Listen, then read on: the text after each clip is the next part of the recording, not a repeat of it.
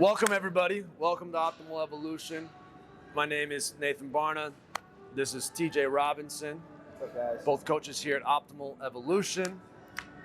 What we're gonna go and talk about today is a lot of times with athletes, and this could be due to a number of different factors, but the inner unit of the core I find often isn't functioning properly. We're so used to training the big muscles, the abs, the obliques, the erectors, but a lot of times we don't give enough attention to the inner unit, the stabilizer muscles on the inside. So your transverse abdominis, your pelvic floor, your diaphragm, your multifidus, and those are the muscles that are supposed to stabilize your spine when you're doing lifts.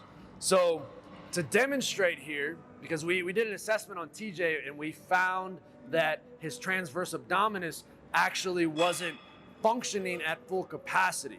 So I'm gonna walk you through how we're going to turn it on and then teach him how to train it so that it can be activated so that he has that capacity when he's doing his bigger lifts.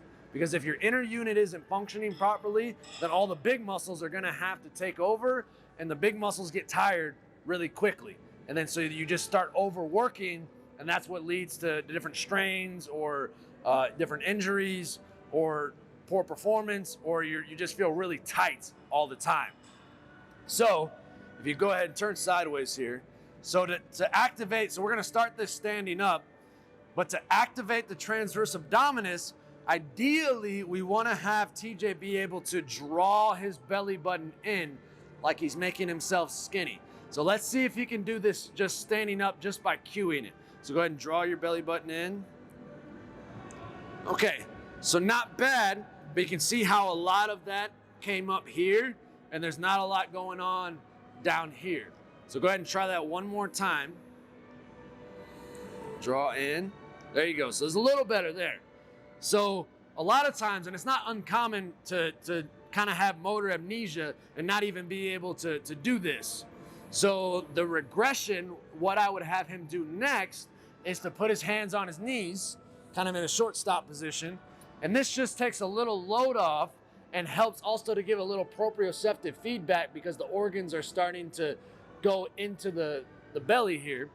So now I want you to do the same thing. So you're gonna inhale, and then on the exhale, I want you to try to draw the belly button in and make yourself skinny.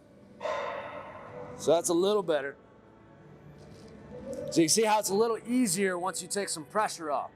But then if he's still having trouble here, which he still is, there's a little bit of a discrepancy here. The next step would be to go on all fours. So we're gonna take you on all fours.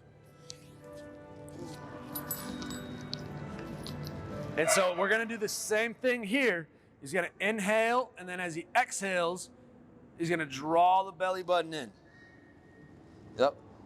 And you can see how he's trying to almost overcompensate a little bit with his big muscles back here because that's what he's used to doing.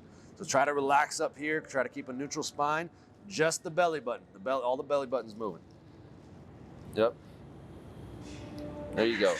And it shouldn't feel like you have to try that hard. When you're doing exercises to target the stabilizer muscles, you really shouldn't need to do any more than about 50 to 60% intensity. So it shouldn't feel hard as far as effort goes. If you're trying real hard, more than likely you're using your big muscles. Go ahead, one more time. Good, there we go, there we go. Good. So what I would have him do as part of his warm-up is I would have him do 5 reps, maybe up to 10, but I would start with 5 reps, holding it for 5 seconds each rep. Now that is just an activation exercise.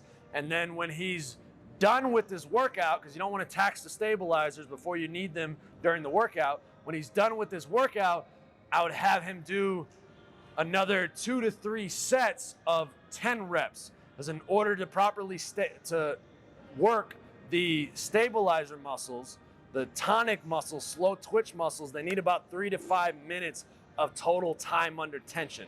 And that's another area where athletes can be not doing things properly because they're so used to doing, just explosive, fast reps And if we're always doing fast explosive reps, then we're not actually targeting the small muscles like we want to. So a lot of time under tension and not a lot of effort though. So that is how you target your transverse abdominis. I'd call this a 4-point tummy vacuum that we ended up regressing from standing to the short stop position and now down here to the 4-point. We can get this activated and then we reintegrate it with the big movements like his squats and his deadlifts and then his Olympic lifts so that he has proper functioning core and taking the strain off of his lower back so it doesn't have to work so hard. So thank you everybody. I hope you found this valuable and I look forward to bringing more fun and interesting things very soon.